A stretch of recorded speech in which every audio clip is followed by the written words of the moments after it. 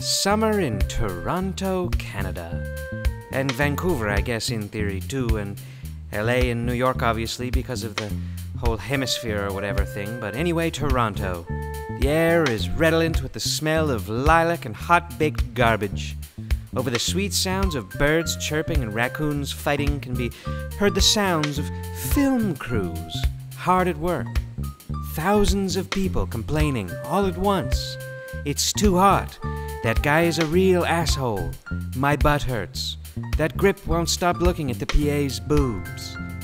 Yes, it's the busy season for the film industry in TO.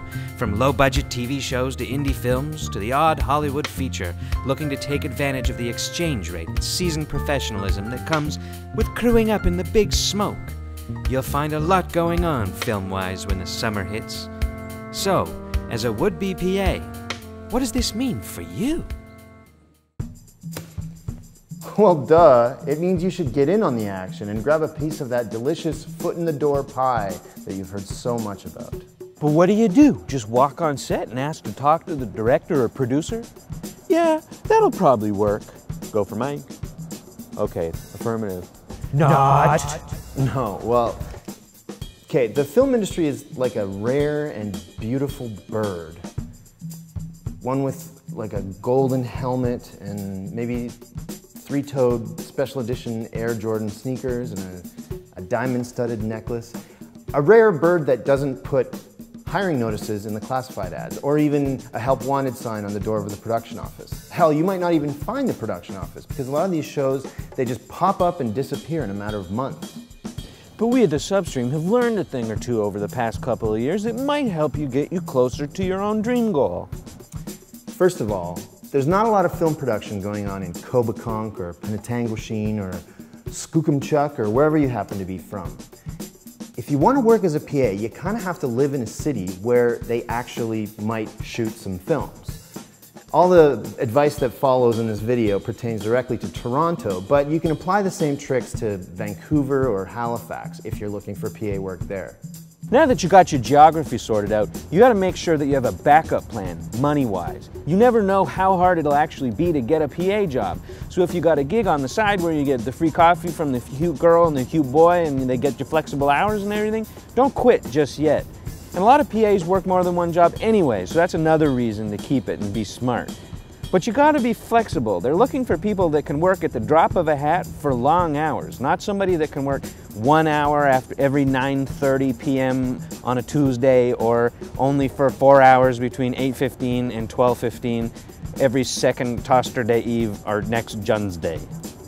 Now you got to do your homework. You got to find out which film productions are crewing up and how to get in touch with them. And here's a good place to start. Let me introduce you to Playback.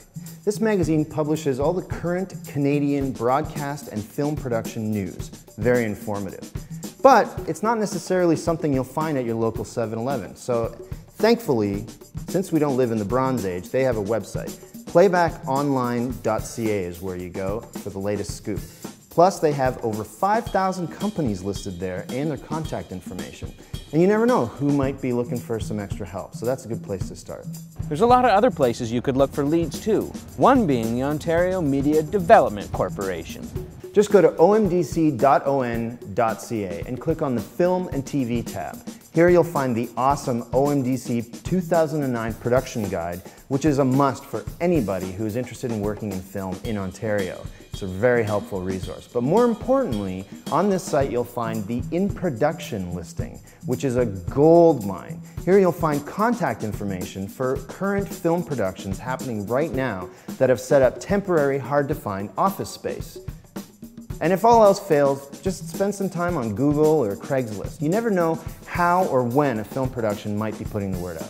Okay, so now it's time to hit the pavement. Make 1,000 copies of your resume and write a kick-ass cover letter and go knock on 1,000,000 doors. Be confident and friendly and do whatever it takes to sit down in front of somebody that can hire you. They're going to be busy. They're going to want to make a decision really quickly and they might seem rude, so you got to respect that. That's just the nature of the beast. Don't be too weird. Don't be overeager. Just let them know that you're hungry to work hard.